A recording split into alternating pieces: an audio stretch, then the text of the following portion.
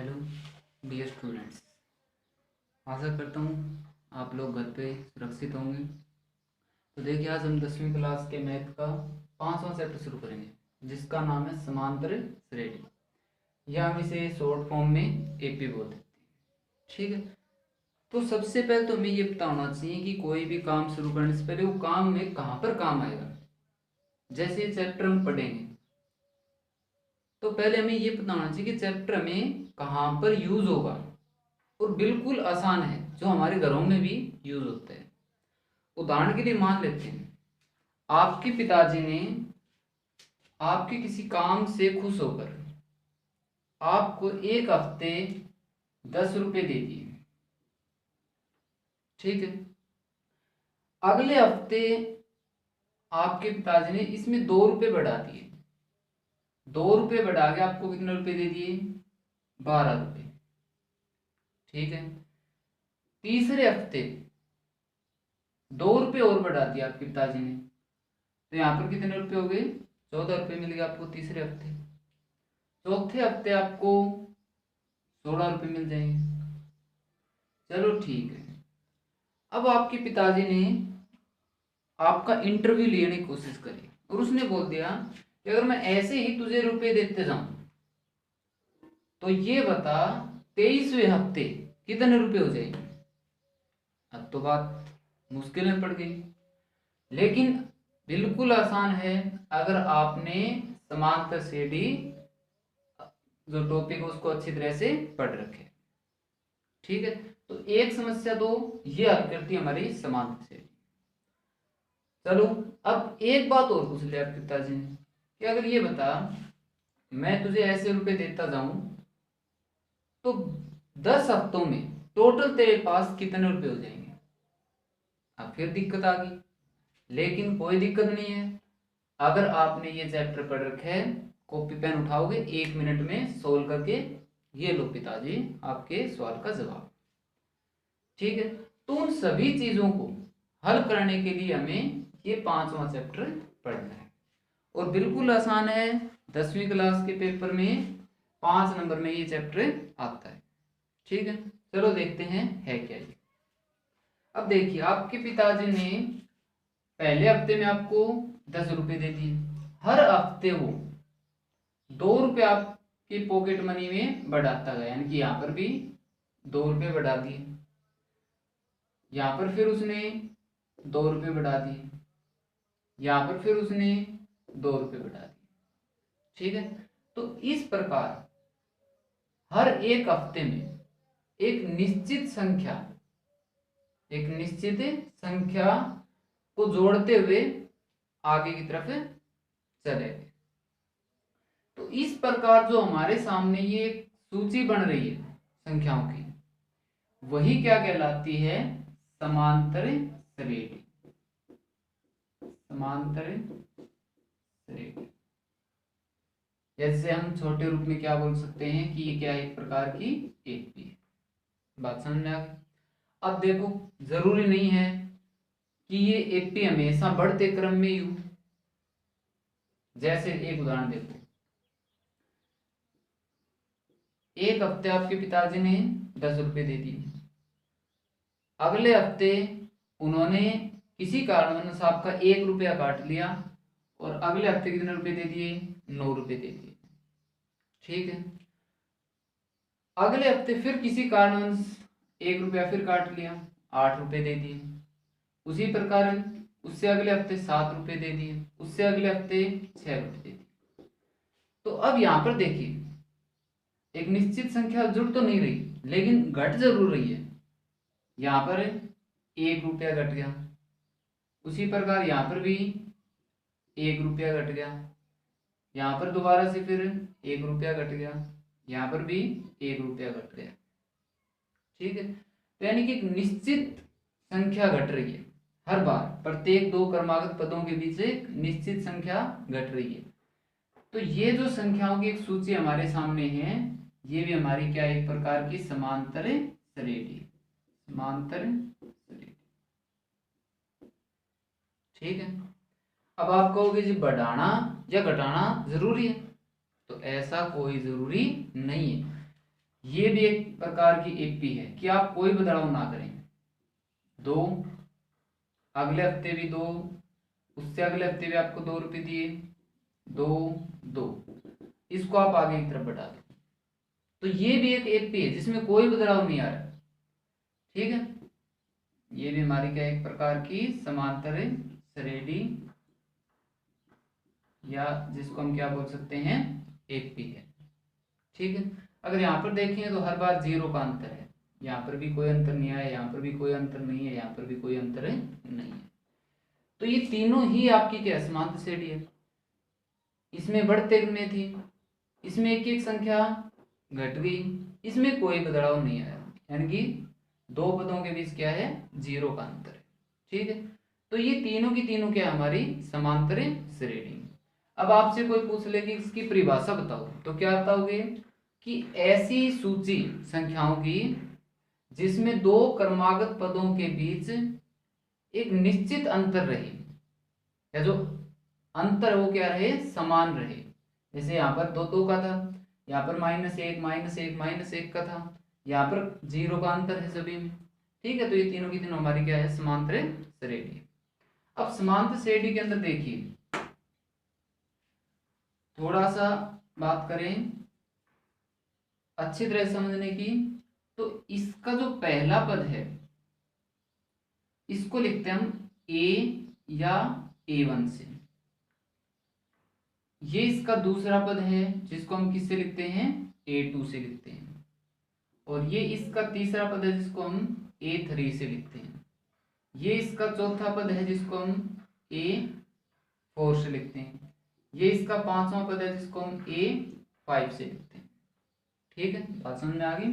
AP का पहला पद ए या A1 से लिखेंगे, दूसरा पद A2 से, तीसरा पद A3 से लिखेंगे, चौथे पद को A4 लिखेंगे, पांचवें पद को हम A5 से लिखेंगे या A5 से। अब देखिए, अब आप कहोगे जी निश्चित संख्या जो बढ़ रही है वो क्या है, तो वो जो आपका ये सारे के सारे मान है, जो एक निश्चित संख्या है ये जो बढ़ सकती है, घट सकती है, समान रह सकती है, वो कहलाती है डी। डी का मतलब है सार्वंतर, सार्वंतर। ठीक है, अब जैसे इस एपी में बात करें तो यहाँ पर पहला पद 10 है, यानी कि ए का मान कितना है, 10 है। और अगर डी के मान की बात करूं मैं, इस समान श्रेणी में डी का मान बताओ, तो डी तो देखो समान क्या रहे हैं, 2, तो डी का मान क्या है यहाँ पर, 2 है। बात समझ में आ गई।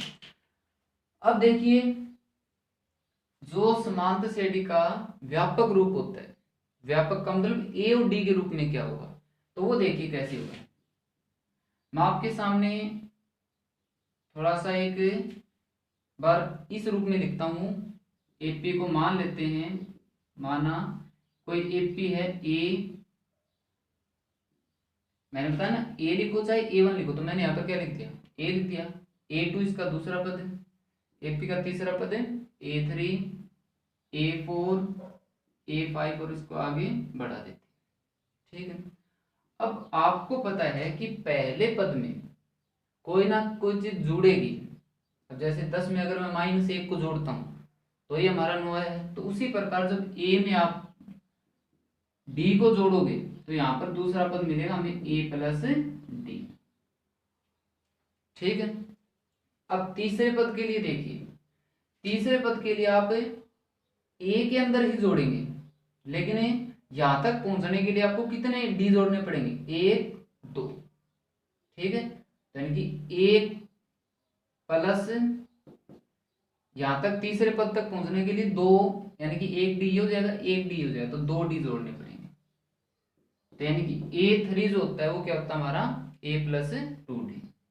उसी प्रकार चौथा पद प्राप्त करने के लिए हमें ए में कितने डी जोड़ने पड़ेंगे, A प्लस 1 यहाँ का डी, 1 यहाँ का डी और 1 यहाँ का डी, तो 1 2 3 डी जोड़ने पड़ेंगे। ठीक है, उसी प्रकार पांचवा पद निकालने के लिए ए में कितने डी जोड़ने पड़ेंगे, 1 2 3 4, 4 डी जोड़ने पड़ेंगे। ठीक है, तो ये है किसी भी एपी का व्यापक रूप। बात समझ में आ गई। अब ए और डी के बारे में सुनिए। तो ए पद आपका वो प्लस का भी हो सकता है, यानी कि कोई धनात्मक संख्या भी हो सकती है, ऋणात्मक यानी कि कोई माइनस की संख्या भी हो सकती है, और ए का मान 0 भी हो सकता है। ये खास करके आप ध्यान रखें, ए का मान प्लस का भी हो सकता है, माइनस का भी हो सकता है और 0 भी हो सकता है। उसी प्रकार जो डी है वो प्लस का भी हो सकता है, जैसे यहाँ पर हमारा प्लस का है, ठीक है। यहाँ पर डी का मान माइनस में, इसका मतलब वो माइनस में भी हो सकता है। यहाँ पर डी का मान है, हमने अभी देखा था जिसमें दो दो एक एक के बनाए थे हमने, तो उसमें क्या था, सार्वंतर हमारा डी 0 था, ठीक है। तो ए का मान प्लस माइनस 0 कुछ हो सकता है, डी का मान भी प्लस में माइनस में 0 कुछ हो सकता है। बात समझ में आ गई। अब देखते हैं समांतर श्रेणी जो होती है वो कितने प्रकार की होती है। तो समांतर श्रेणी 2 प्रकार की होती है। देखिए समांतर श्रेणी के प्रकार ये होती है हमारी 2 प्रकार की। एक होती है हमारी परिमित एपी यानी कि परिमित समांतर श्रेणी, एक होती है अपरिमित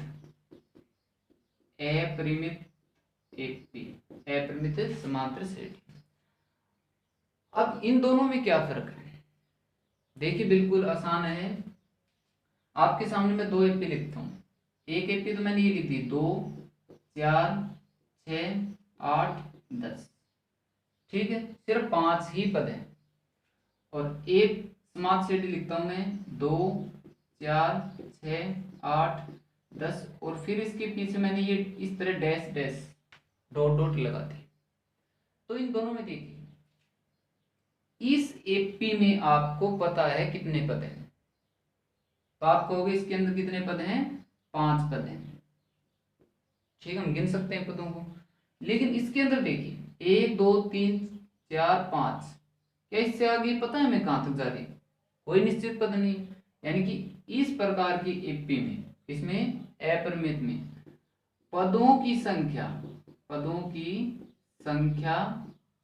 अनिश्चित होती है, पदों की संख्या अनिश्चित होती है। और इसमें जो पदों की संख्या है, पदों की संख्या निश्चित होती है, ठीक है।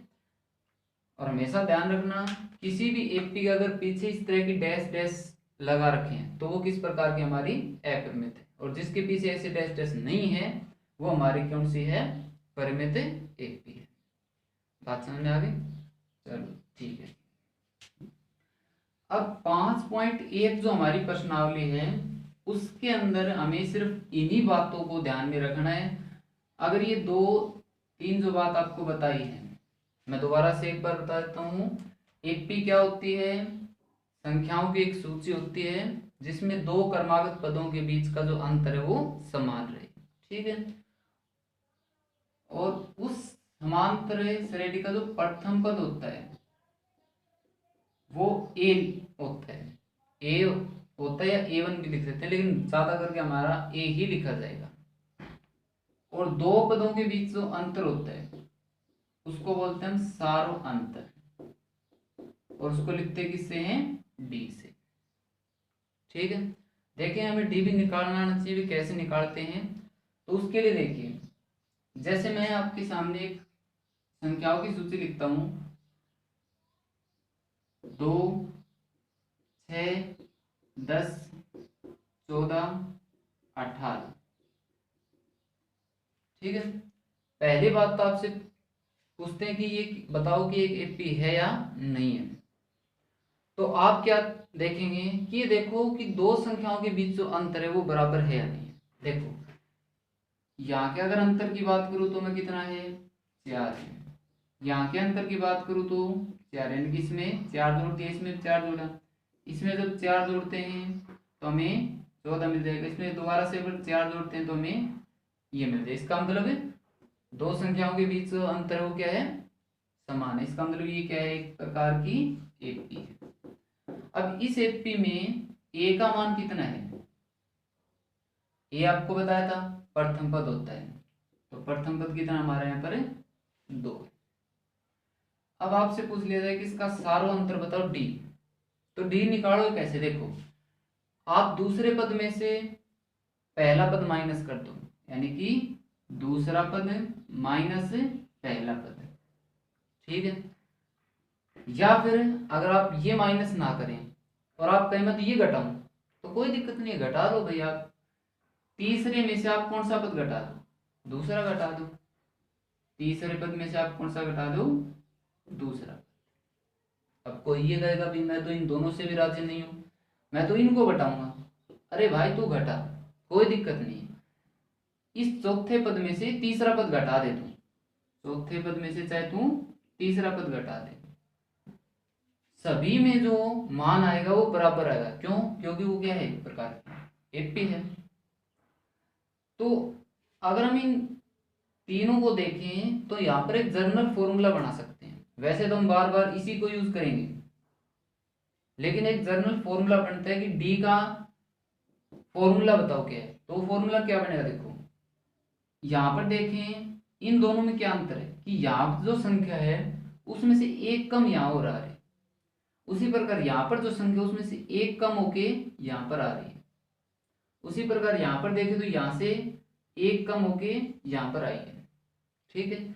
तो मैं अगर इसको n मान लेता हूँ कि a n, ठीक है, n का मान कुछ भी हो सकता है, 1 हो सकता है, 2 हो सकता है, 3 हो सकता है, 4 हो सकता है, 5, कुछ भी हो जाए, ठीक है। फिर माइनस a, अब यहाँ पर क्या आएगा, आपको बताया कि इस में से एक कम होएगा, तो यहाँ पर जो n उसमें से एक कम कर देंगे, तो n का मतलब n में से एक को घटा देंगे। तो ये बनता है हमारा सारांतर डी का सूत्र, ठीक है। इंपॉर्टेंट है, कई बार आपका ऑप्शन में पूछा जाता है, ठीक है। वो क्या करेगा, इन सिंबल को बदल देगा। तो आपको ध्यान रखना है डी क्या होता है, ए एन माइनस ए, ठीक है। अब देखिए जैसे आपसे पूछा जाए कि बताओ भी इसका सारांतर क्या है, तो आप क्या करेंगे, डी बराबर a2 माइनस a1 कर देंगे हम, a2 माइनस a1, a2 यानी कि दूसरा पद कितना है 6 माइनस a1 कितना हमारा 2, 6 में से 2 गया तो d का मान कितना आ जाएगा 4, ठीक है। इन चीजों का आप ध्यान रखेंगे, आपके लिए 5.1 बिल्कुल आसान है, ठीक है। अगली क्लास में हम 5.1 के क्वेश्चन करेंगे। धन्यवाद।